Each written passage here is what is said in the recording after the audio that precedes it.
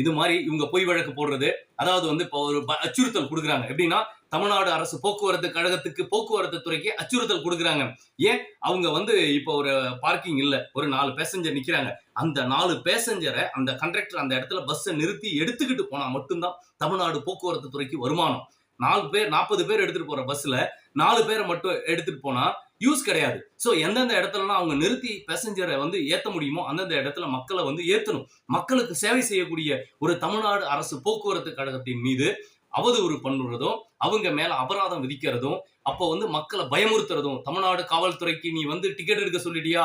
தமிழ்நாடு அரசு போக்குவரத்து கழகத்தை நான் வந்து அவதாரம் போடுவேன் அப்படின்னு சொல்லி பயமுறுத்தக்கூடிய தமிழ்நாடு காவல்துறையை தட்டி கேட்க இதுவரை என்ன சட்டம் கொண்டு வந்திருக்கோம் பாருங்க. ஒரு ஃபேக் எஃப்ஐஆர் 77/2021 போட்ட ஒரு சப் இன்ஸ்பெக்டர் காமிலா பானுவை இன்ன வரைக்கும் கைது பண்ண தமிழ்நாடு காவல்துறைக்கு வக்கில்ல. ஒரு எஸ்பிக்கு வக்கில்ல, ஒரு ஐஜிக்கு வக்கில்ல, ஒரு டிஐஜிக்கு வக்கில்ல, ஒருத்தருக்கும் வக்கில்ல. அதே மாதிரி ஒரு பெண் மீது பொய் வழக்கு பதிவு பண்றாங்க. பாதிக்கப்பட்ட பொண்ணு 8 தையல் போட்டிருக்கு.